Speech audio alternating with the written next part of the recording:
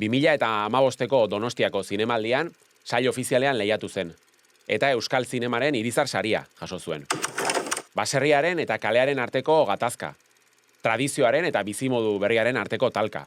Hori da filmak funtsan azaldu nahi duena. Hitz gutxiko filma da, zama estetiko handia duena, eta Maite Arroita Jauregiren eta Javi Pezen soinu bandak nortasun itzela eranzten dio. Aktore protagonistak Iraia Eliasek Goya sarietan emakumezko aktore berri honenaren izendapena lortu zuen. Gaur, klaketan, Amama.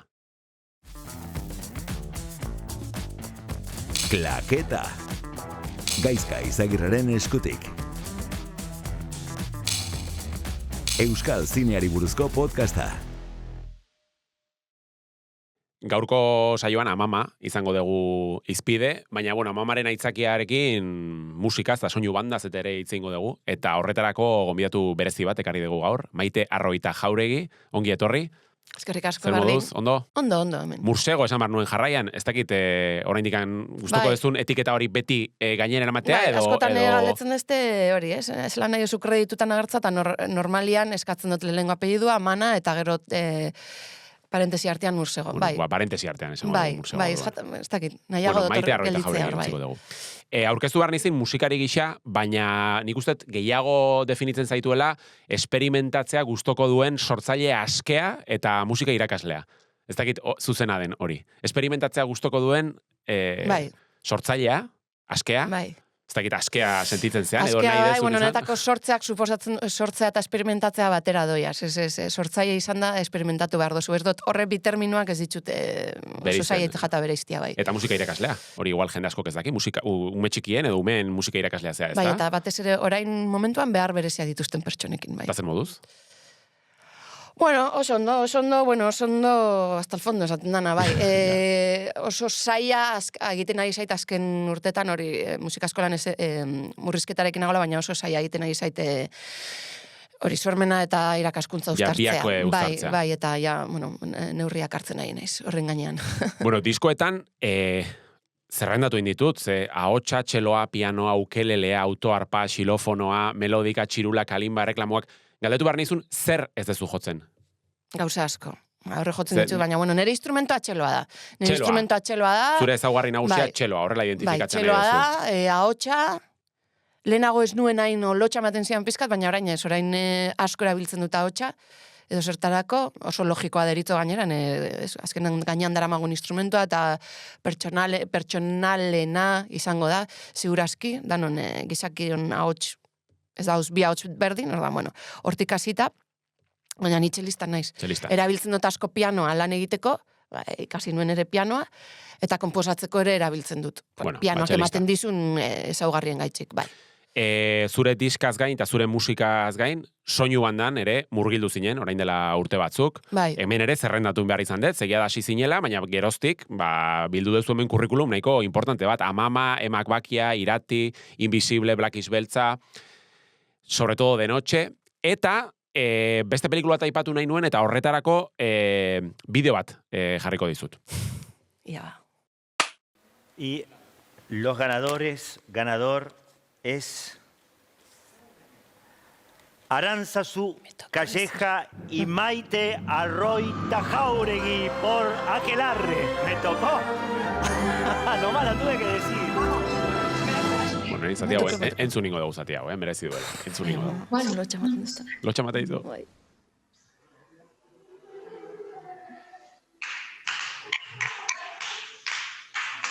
Zazpi guztien gainetik, laino guztien azpitik, zazpi guztien gainetik.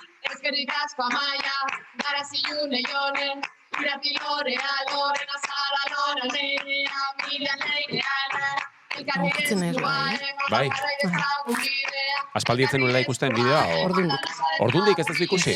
Egia da gainera, gaudela osagai oso bereziak hor, sari irabazteaz gain, pandemia batean ginen, Goya saria, claro, zu Goya sariak etzen dituen bizi presentzialkian, etxean, ez dakit nun zineten zehazki. Urrengo urtean, bai. Baina sari banaketari dagokionez, o bueno, saria jasotzari dagokionez, berezia zentzu askotan, ez? Esate jazu unkitu itezala baina irudi horiekin. Bai, bueno, justo aranekin egon nahi zoin txateatzen, bai, unkitu itzen niz, bai. Bueno, irudi horietan ikusten genuen hori nola jasotzen zenuen, ematen zizueten Goya saria, Akelarre pelikularengatik, Arantza Zukaiejari eta zuri. Goya sarien inguruan galdetu nahi nizun, nolakoa da mundu hori, pixkat ezagutzen dezula, ez dakitze...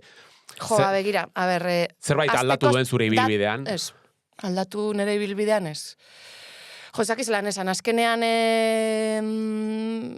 hori, hasi nintzen erdi kasualidades lan honetan, soinu banda sortzen, etorri izan aukera hau, nik uste izan zela igual lehengo peli, bueno, mama ere handia zan, baina hau ondiok zan produzio handi xaua. Nazio artean igual oi hartzun gehiago, ez? Oi hartzun gehiago, eta bueno, esan eban, pentsatzen egon nintzen, ez nekan, klaru, esan eban bai, ez? Ingo salto piztinatik eta piztinara, eta ingo saiatuko naiz peli handi bat egiten. Jakin gabe zer suposatzen zeban, ez? Eta Goiena esan dozu. Goienak ez eskualdatu ezer, ni neu, bueno, orain astean, atzo, justo ez erainogun akademika egin naiz. Bueno, bete behar dozuz papel batzuk, no seke, baina, bueno, betetzen ditute eskaera guztiak, orduan izango naiz akademika. Bale, akademika izango, akademika izango naiz, bai. Akademika izateko, zein da bete beharreko irizpia? Aurretik hautagai izendatua izan behartzea, edo zinemaren mundua lan egin? Ustot eskatzen da bela, bi luze... estrenauta eukitxia zinietan, zine komertzialetan, eta beste, italako, ze estrenau dozun. Ordu nahin bozkatzeko aukera izango dezu. Ze estrenau dozun, que hori bez, igual indozu pelikula bat superona, baina ezin izan da estrena, o pelikula txiki bat, bueno, hori oso relatiboa da. Eta Goien mundua eta akademiaren mundua ere oso relatiboa da. Aipatu behar dugu, nahi eta nahi, akademiko gehienak gizonak dira. Bueno, oso urruti gaude oraindik berdintasun horretatik. Azteko hortik, asko zentralizatzen da, hori esaten dabe Madrid eta Barcelona, como hiri handizetako produktorak. Azkenean da, industriari ematen dizkion sari batzuk. Amigismo, ez dakit nola esan euskeraz, asko dau. Nik hori, ez dut bizi, baina, bueno, kontatzen dezten, amigismo asko dau. Azkenean, bueno, botatuko diot honi botatzen badiot gero aukera gehiago izango du lan egiteko, azkenean, lan horre baldintzak hain prekarioa dira ez, bizkatxo bate, bueno, botatuko diot honi, eta gero nik jakin badakit akademikoek ez dutela pelikula, ez dituztela pelikula guztiak ikusten. Osa, ez dutela lan hori horrela da, hori badakigu. Eta adibidez, tengo jatorrizko musika honan hautagaietan ez dago emakumerik. Nere iritzia da, oso pertsonala da, baina niretako badauz lan emakumeek egindako soinu bandak hautatuak izan direnak, baina askoz interesgarriagoak. Bueno, emakumeak, adibidez... Zeltiaren lana, Aranen lana, Palomaren lana, gizonen hautatu hiena ez dut gutxi estene, baina askoz interesgarria dira. O incluso ez niri oso, hau, pertsonala ere baita, asko gustatzen, baina El Llanton musika banda, soinu banda, Olivera Sonena, nik uste dut askoz interesgarria dela beste, hautatutako beste hori. Beldurrezko proposamena, ez? Baina proposamena oso, ez dakit oso freskoa da, egia da ez dela erreza, da ahotxe egindako soinu banda bat, ahotxa bakarrik, ahotxe, gizahotzak eta gero ahotxe sintetikoak. Eta ustut oso interesgarria dela lana, baina egia dabe bai, akademian nahiko retrogradua da. Ez direla aukera holan berritzaileak oso abanguardista ez da, ez dakit nola esan. Ulertzen ez tazu, ez? Bueno, aipamen hori eginda, nik uste beharrezkoa zala, hori... aipatzea, amaman sartuko gara pixka bat. Javi, bueno, ez dugu aipatu, Javi Pezekin batera egintzen nuen soinu banda. Asko aritzen zea ere Arantza Zukaijejarekin, nik uste behin baiago egitaban ateako den izena dela. Jarriko izut amamako hasierako sekuentzietako bat, eta pixkat, bueno, soinu bandari dagokionez behintzat, pixkat aztertu edo aipatu nahiko nuke zurekin. Bueno, Amama pelikulan ikustet, bueno, badauzkala ezaguarri asko, hien artean, nola uztartzen dituen modernitatea eta tradizioa, baserria eta kalea, pixkat horri buruz, ez? Pelikularen, ez dakitan, hasiera, nik uste baietz, pelikula horrela azten dela, baina nola azten da pixkat, ez dakit, nik komposizioatetik ez naiz baterea aditua, baina hemen entzuten dugun hau zer da? Txuntxuna. Txuntxuna eta sokak esango nuke, despentza, aspaldi zutela entzun. Eta hemen pixkat inkretxendo dijoa, baina kolpe horiek dira txuntxuna, bai. Eta sekuentzia honetan, ia beldurrezko pelikula dirudien sekuentzia bat, ez dakit hau travelin batekin grabatua egongo dela suposatzen dut. Nola dijoan zure musika pixkat? Gure. Zuen musika areagotzen, ez? Bai. Lehen aipatu didazu mikrozkampo, horrelako lanai aurrera, aurre egiten diezun momentuan, soinu banda hau adibidez, musika hau, jada egina zegoen aurretik, gerora egin zenuen, hau da, zure soinu banda irudien gainetik joan zen, alderantziz, nola da pixkat prozesu hori? O nola gustatzen zaizu lan egitea? Bueno, normalean, eta nik uste dute zine, ez dakit nola esan, hegemonikoan ere, zoritxarrez, izaten da, ematetzue pelikula bukatuta, nik uste dut aldatzen ari dela, ez? Baina oroar ematetzue pelikula bukatuta, ematetzue sekuentziak, eta ni nahi dut musika hemen. Gero jungo naiz, baina uste dut bai lotuta dagola. Gero gertatzen da askotan, hau arazo bat izaten da, askotan aipatzen dugu sortzaileak, konposatzaileak, montadorek montatzen dute pelia referentziazko musikarekin. Hau da, erabiltzen dute, normalean gurea ezten musika. Orduan, zuzendaria ohitzen da musika horrek. Nola zuena ez dan musika? Musika bat antzekoa dana, baina... Adibidez, ez? Adibide bat, ez da, adibide bat, holan bizi izan dugulako, adibidez, irati, jarri zuten zerbait akelarrekoa, baina danazan beste pelikula batzutik hartutako soinu bandak. Pizka tiradokitzeko zerbait. Eta hori daka pizka trampa, porque zuzendaria ohitzen da, musika hori entzute, karo, zuzendariak usten du behin da berriz pelikula, montajean behin da berriz, ohitzen da musika hortara, eta karo, eta gero zoazu, eta askotan, ni ezin dut egin, ni zedakit, John Williamsek egin duena hemen, ez da ez nire estiloa, ez dakagu baliabideak, hori beste gauza bat, baina hori importantea da, askotan, hori ez montadoren montatzen dute musikarekin, eta hori gero da, ez da gure alde. Aurka dijoa, nola baita, ez? Bai, gure aurka doa, bai. Badagoz, adibidez, asko liatzen nahi naiz, ez? Baina nire dakatelagun bat zuzendaria eta montadorea oso laguna Fernando Francok, eta Fernando Francok nahi izaten ez da. Bale, ni montatzen dutenean, asko jota lagatzen dut musikia, referentziazko musika 3 egun. Gero badakitu, oituko naizela, badaki zuzendaria oituko dela orduan, errespetuz, nik gero kentzen dut. Eta hori pasatzen da. Eta voltatzen naiz galdera... Azken hitza zuzendariarena dela esaten denean, hori benetan gertatzen da, azken hitza zuzendariarena da beti. Neri holan pasau jata, nire esperientzia holan da, bai. Orduan, normalean ematetzue estenak, eta zuk horren gainean konposatu behar dozu. Egia da, eta nik hori lehen esaten etzun bebai, orain ni tematu nahi zonekin, ez? Eta nire burruka, burruka da pizka fuerte, baina nire burruka da, bai, holanda, zuzendari emezez eskatzen diet, pentsatu ezagun lehenagotik musika, nik egingo dizkizut maketa, behin, askotan izaten da, behin zuzendariakin asko, badibez, ez? Azken aurreko pelikua egin dudana, Fernando Francokin Subsuelo. Ni Subsuelotaz dakit aspaldi, gero irakurri ditut ez dakizen bat gidoiak erodia saldatzen, itzein nota asko musikarekin, eta nila egin dituen maketak rodaje hasi baino lehen. Fernandok ja baseukan nire imaginario musikala nik pentsatutakoa gioiaren zate, berak ja basekan. Eta lehen aipatzen nizun, ez nola Koldo Almandozek ere aipatzen du, berak lan egiten duela, rodatu baino lehen hau musika entzuten da. Hori azaldu zen, ikuste interesgarria dela, hori, Koldo Almandozena. Errodajean erabiltzen du, ondarragoaken adibidez. Bai, hori da. Jada komposatutako musika bat, errodajean momentuan jartzen du. Bai, igual ez da azkenean jungo dena, baina Etxeberriak bidaltzen dizkio kantua, bidaltzen dio musika, eta berari eragiten dio. Eragiten dio, gidoia berri dazteko moduan, gero nik entzun dantzan entrevista baten igual lokalizazioak, ez? Musikiak, eski oso logikoa da. Musikiak inspiratzen detza zeo zer, eta berak, igual, ez dakit musika oso iluna, orduan aldatzen dut lokalizazioa, eta bilatzen dut, hangar bat, oleku bat ondiokan iluna, adibidea temotearen. Ero lehen aipatzen genduena, ez nola, Jokerren, Hildur Wadenotik egindako komposatutako musika hori, ja rodajean baseuan. Nola dagoen Joker dago dantzan horri ispiluan, dantza hori... Joaquin Phoenixek izango zuen interpretazio lanean ere kriston eragina izango zuen.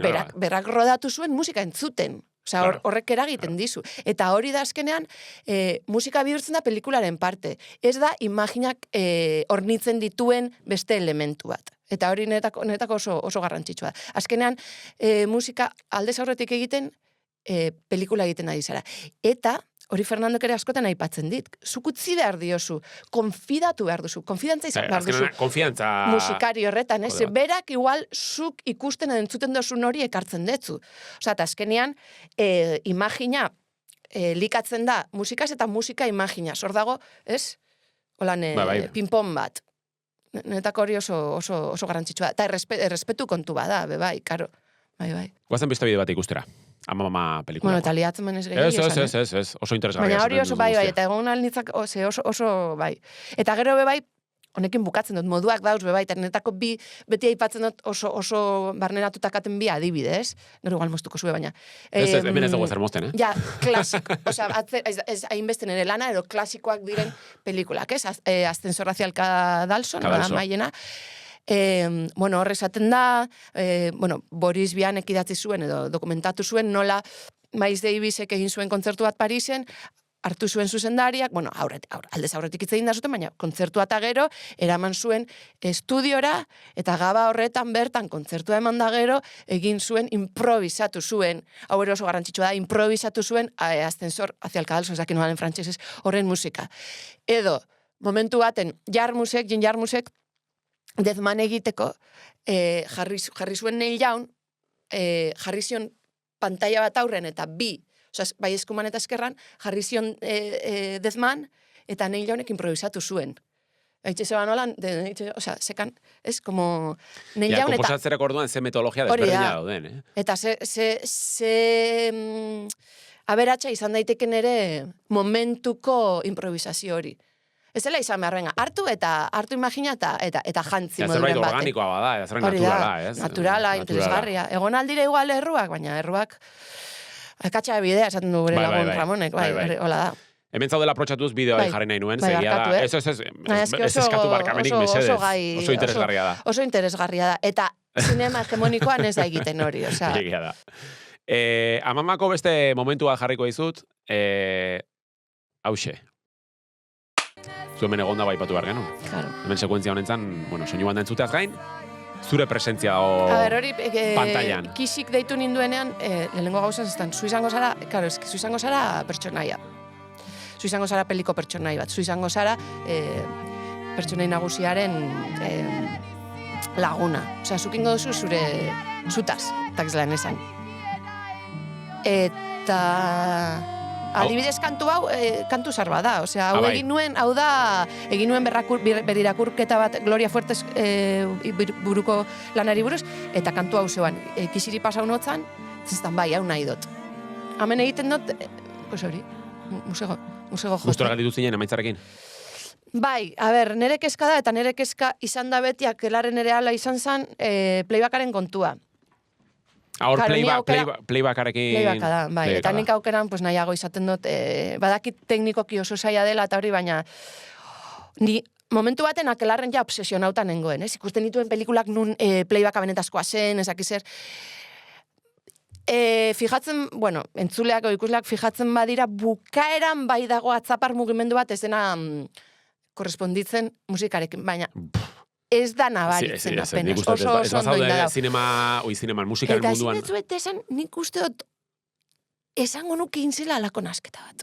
Osa, dago la soinua, zuzenekoa eta playbacka. Me bai hor dauz oso,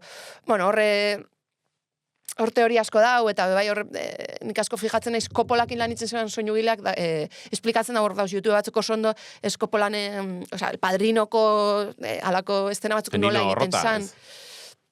Bai, baina nago hitz egiten, adibidez, zuzenekoa da, el padrino, que si festa, que si no es que, zuzeneko hoiek nola grabatzen zi, teknikoki nola lortu alzan.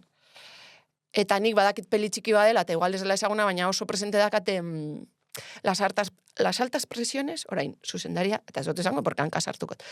Las altas presiones, oso ban gure gara izan, asko entzuten gendun talde bat, zaten zuen ez, pasekala alako estilistiko kiere, lisauokin alako gertutasun bat, unikorni bot, galegoak, eta dago las altas presionesen dago estena bat, unikorni bot jotzen zuzenean, gainera Liceo Mutanten, guretako dela eskola, alako leku autogestionatu bat Galizian oso ikonikoa, eta dago nola esaten da, ez dakit nola esaten den, travelin bat olan, borobilian, da superpolita, zirkularra, unikorni bot jotzen. Eta hor zuzenekoa dain, zigartza, ez da berdina. Zen ikustot historikoki zineman oso maltrataua izan dela, ez dakit, playbacka. De repente ikusten duzu musikaria jotzen txelua olan, eskuakin olan, eta niri horrek musikari bestela molesta bitzen, ez asko. Beste gauza batzutarako, da kasue coacherra, da kasue, jarri coacher bat, adibidez guke Morirren, Fernando Francoekin egindako beste peli bat, Morirren, Javi Lizaok Joseban gitarra, eta nik grabatzen geunden enean, nik Fernandok eskatu zestan bidea, eta hartara Andres Gertruise personajiak imitau zeban, gaina, gitarrista da, imitau zeban zehazki entzuten dana. Horre gauzak. Netago importantia dira, ni musikarian izelako igual, baina... baina bazkenean bakoitzak aborru berezi basotzen zaizu. Aigea zinez hitz egiten, eta mamaz hitz egiten, eta azaldu dia izen asko, emakumei buruz ere hitz egin dezu, eta enuke nahi aipatu gabe ustea. Jarri duzu bideoa, eta ez dakidak izuen bideoan guk eskertu genituen akelarre ekipoko emakumeak, aktorek hasita. Oso konstiente eginan, 88an Goya jaso zuela Ebagan Zedok, eta ordundikan izan ginela emakume, urrengo, hori izan zen 2000 eta, ez dakit, akelarre. Mama? Bai, akelarre. Akelarre. 2000 eta zakizen bat. 88etik 2000 eta ez dakizen batera, ez dira egon emakumeak. Orain bai, zorionez, baina Goya asaria jaso dutenik. Oso konstiente ginez horretaz. Emakumeak aipatuta, zurrumurru bat iritsi zait, baina ez dakit, badaukazuela olako talde bat, WhatsApp talde bat, chat bat, emakumena, euskal musikari emakumena, ez dakit? Ez, Espainia maiako, Estatu maiako, WhatsApp talde bat. Estatu espainolan maiako. Estatu espainolan maiako, emakume musikarien talde bat. Asko gara bai. Eta ze giro dago talde horretan, oze aipatzen da, edo ze bururekin sortu zen, edo... A ber, eso nahi esan, porque, hor txatorretan esaten dana hor gelditzen da, baina, bueno, helburua da aukera berdinak ukitzea, eta ekidadia egotia. Ontxe momentuan, Estatu espainoran mailan, apuntauta dakat, baina... Eta nik uste datuak atarako dit, datu txiki bat, ez? Baina, oin adibidez, sinema eta telebista egiten ari garen sortzaile emakumea gara 130, eta hori apunta uneban uste dotatzoero. 130. Bai, bueno, eta oindala ez gutxi 108. 2015ean,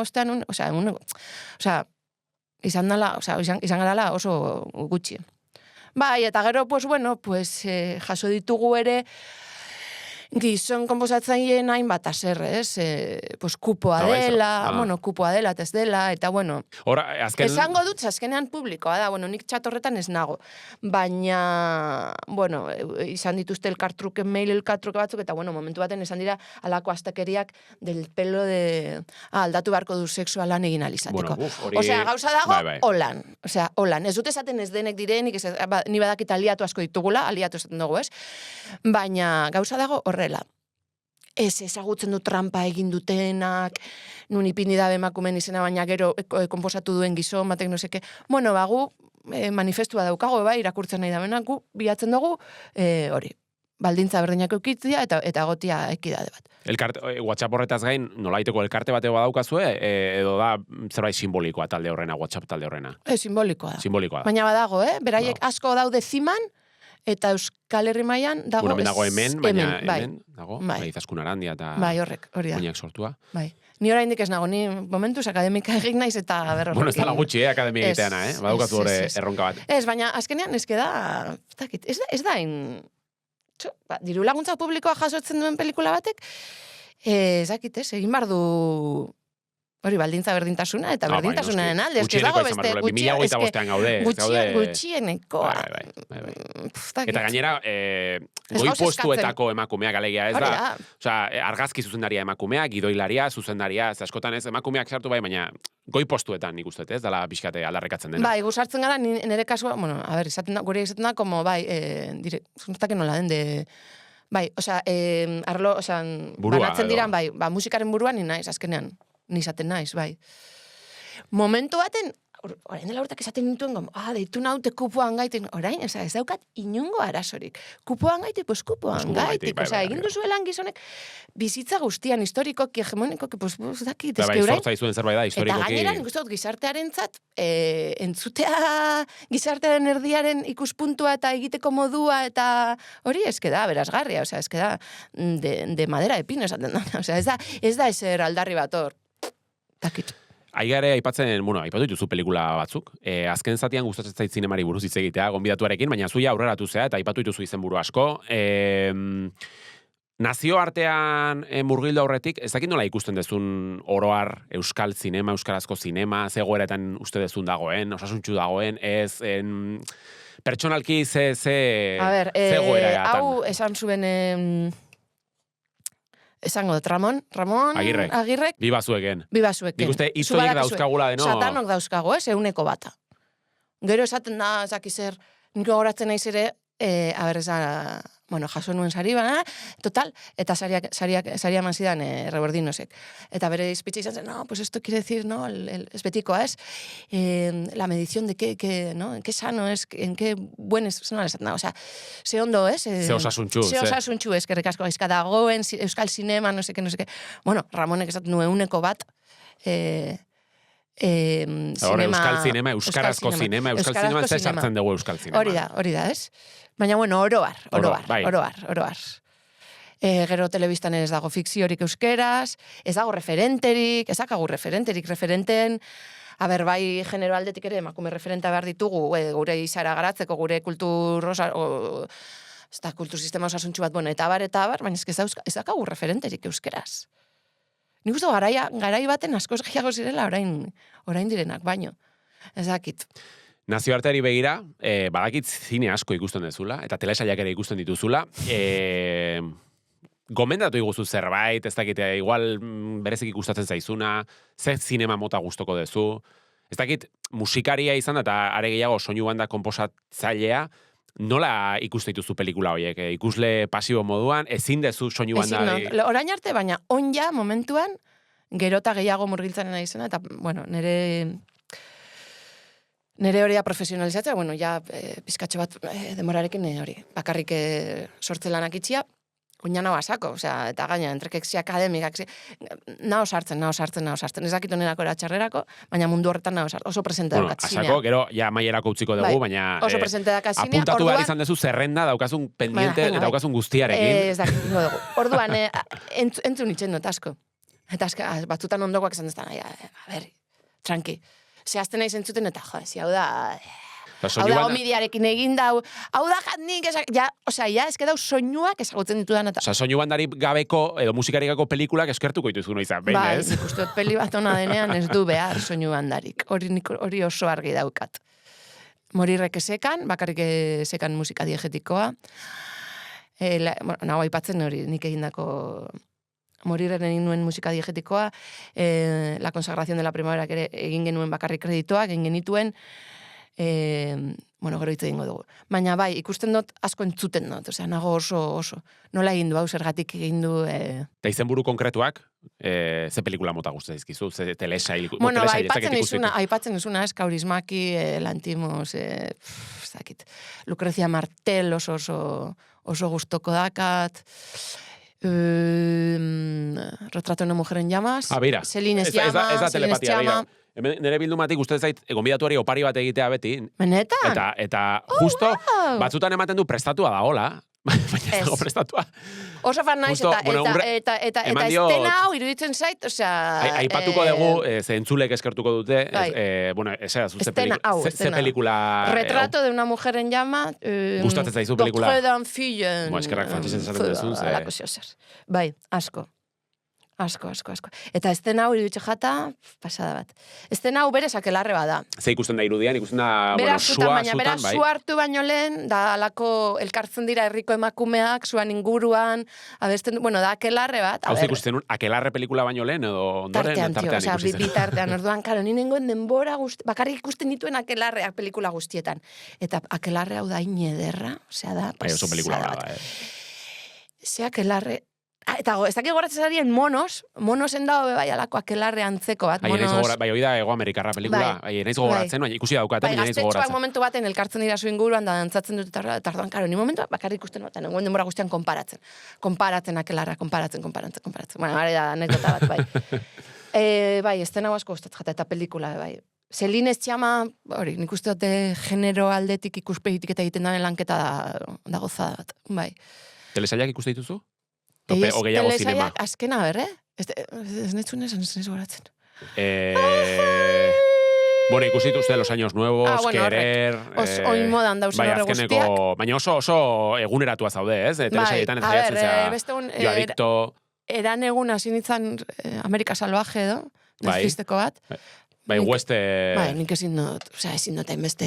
Oso basatia eta oso gorpina da, eta oso... Ba, eta etxean bai, eske... Eta hasi ginen semearekin, da nik zaten nion bigotari. Tio, osea... Zenbat urte dauzka semeak? 11 urte ditu, eta oso heldua da, eta bar, baina nahiko basatia da, Ja, eta ez, como etxeko hori da, bueno, etxeko, nire bikotean hori da, como... Ja, baina eski horrelakoa zen. Horrelakoa zen Amerika, eta baina niri osea, bukatu neban nolan, eta ez ote, ikusi neban lehenengo kapitulua, ez. A ber, ez noia ikustera gauza bat, ez dana ez raportatzen. Enbeste basak, hain bortitza, ez. Gero junzen astean ikusi nuen Karakolana, ez dakiz nola. Memories of Snail, bai, barrazkile bate... Bai, hori, asko guztau jata. Zoragarria, oso iluna eta oso trista da. Oso iluna, baina era berian ditzu punto asko, eta umiakin, osea, txikisekin ikusteko, nik ustut ikasgaiona dala oso ona. Eta gero, pues horrek danak, bai, saiatzen gara, ni saiatzen naiz pizkatorre, bai. Bueno, esan aldetu, bueno, pues, batzutik gauza batzu, Querer uste dotala adibidez oso... ez dakit, alako arrotasun punto bat, ez? Euskal Herrizan faktura dutako oso maia hundisa dakan. Gero egon alnaiz ados gauza batzuk, beste batzukin, baina... Ja, bueno, baina hori beste kontua da. Badago bereziki zine zuzendari edo zinema mota bat, gustatuko litzizuke lan egitea orain arte lanek egin ez dezuna, adibidez ez dakit aipatu dugu Querer. Pues Kaurismaki, baina ez Kaurismaki, ez dakit. Bueno, baina amesteagatik, osea, ametxetakoak Kaurismaki. Bueno, Celine Sciamma, araneketanik, gure ametxa da Celine Sciammakin lan egitea. Aran, hori aipatu dugu, baina askotan egiten dezute lan elkarrekin, ez? Zer da, zerbait naturala bio elkarrekin egitea? Bai, urten zan Akelarren, eta ordundik, zakit. Oso honetako oso babesa handia da, lan egin du elkarrekin, berak erakutsi asko munduari buruz, industriari buruz, industria esaten dut, como, modu despektiboan, ez? Gauza bada egitea eskulana eta sortzelana, baina beste guztia industria. Bai, erromantikotik asko du batzutan, baina gero... Asko ez duen guzti hori, eta nola eta zer, asko arantzazu. Bueno, eta gero egitea, asko ikasi do beronduan, ez? Bera da, beste estiloa daka, oso ondo komplementatzen gara, bera pertsona bat ordenatua, ni naiz, oso ondo, eta oso lagunakin gara, eta goizian beberakin etorren ez berbetan, ez dakit. Eta oso... Ez dakit oso askoz atseginagoa da beste pertsona batekin lan egitea. Ze karga ere banatzen duzu bitan, ez karga bakarrik. Adibidez, iratiren karga, claro, kontutan hartu 54 pieza egin genituela. Hor zoen karga bat, ja de, esaten dena, kantidadia. Baina gero, karga emozionala asko zobeto eramaten da. Bai, eta biso dakau hildo, pentsamendu hildo nahiko antzekoa, gauza askotan, ez dakit nola esan. Bueno, aipatu ez du arantzazuka ja ordenatua dala, baina ja amaitzen jun bar dugu, baina ez nuke nahi hor kuadernoan daukazuna apuntatu gabe aipatzen utzi. Bueno, ez dakit daukazu nola zerbait nabarmentzeko, edo ez nuke nahi behintzat mendik ateatzea zu, ez dakit, dena aipatu dugun guztia, zerbait esateko. Hori, ez, musikan nola... Lerroburu batekin aimatu nahi baldin badezu. Bueno, gero ez dugu aipatu nire holan referentetako bat ez dagoela. Asko, musika munduan, soinu banden komposatzaien inguruan da Mika Levi, niretako da... Under the Skin pelikulakoa da. Under the Skin... Oietzen nuen gainera irakurri nuen elkarrizketa batean, justo amama egin bertzen nuenean, eske Under the Skin, pelikula beran iruditzen zait. Bai, Under the Skin, eta gero beti lan itzen dau honekin. Jonathan Glazerrekin, azkena hori... Bai, The Zone of Interest. Zone of Interest, nik uste otor dago lan bat. Azkenean berak ez duiten, ez dago musika askorik, baina soinu aldeko... Bueno, ez hori beste mundua da, soinua oso ondo da, baina karo, nola askotan tendentzia bereiztea soinua eta musika, nik ez nituzke bereiziko. Netako, plano berdinan daude, soinua, musika eta Eta isiltasuna bera, bai. Ez da asko lantzen, eta nik uste dut, hori be, lehen esaten ebanan arira, adibes, Lucrecia Martelek, esaten dau, ez kezak ainungo zentzurik soinua ustea posporako bakarrik. Musika bezala, ez pospoan musika... Osea, nik uste dut, berak esan dago, ez? Lehenago landu beharrekoa dela, ez? Azkenean, adibidez, ez? La Cienagan hasiera. Ez, goratzen sarie, bueno, ez dela... Aztuta dakatek esan. Baina, bueno, azten da, familia bat, etxe baten olan zilak, arrastaka, izotza, trumoiak... Osea, hori dana berak pentsauta zekan, zekaro, esan behar zion artekoari, behar dugu etxea izatea solua esakin olakoa, bestela ulkiek ez dute ingo nik nahi dudan zarata. Bandejak, heladerako, ezak berak zan da, izan behar dira, normalean izaten diren plastikozkoak, ez baizik eta kristalezkoak, ze bestela nik nahi dudan, osea, ez berak nola dituen kontutan horre gauza guztiok. Ba, ezken ni nahi superfan, osea, ezken txuten ezat berrotan da, bai, jauzek. Bi ordu ontaz hitz egiten, baina maitzen jun behar dugu. Zezan dugu, zezan behar duen? Bueno, referentea Mika Alevi, gutxi daudela, gutxi. Mika eta Hildur, nentako gero Joni Gringut bebai, asko gustatzen jata, horrean referenteak eta hau da oso kutra esate, baina askotan kopiatu egiten ditut. Nere modura, eta filtrotik pasata, baina... Lerrobururekin amaituko dugu. Maite Arroita Jaredik askotan kopiatu egiten du. Kopiatzen Joni Gringut eta Mika Alevi. Bueno, ez da, kopiatzeko ez dira referente txarrak, Hori da. Ona dana kopia egin behar, ez? Eskerrik asko, mi esker, tartetxo hau hartzeagatik. Eta, bueno, bestaldean zaudeten hoi, pantailan aldean edo audioaren bestaldean, eskerrik asko klaketa beste behin ikusteagatik, eta ongi izan. Eskerrik asko. Bai, eskerrik asko. Zueri bai, porque ez daukagu bez, referente asko zinean gainean hitz egiten da benik. Bueno, a ber, mendik aurrea jendeak bueno, eta animatzen dute, bai, hau da pizka pelote, baina beste referente bada, Arantxa Santisteban berrian idazten ari den, ez, kolumnatxo hori, bai, zutabe hori euskal zinari buruz. Bide batez, 8 gau, da ez, bere lana, ere gomendatzen dugu. Bai, nik ere bai. Orduan ez, behar ditugula referenteak, bai, eta hau, eta Arantxan adibidez, eta niri, ez dakit, ba posten nau, ez, alako heldulekoa geukitzia. Guztia puntauta. Eskerrik asko Maite, mi esker, ondo izan. Berdin.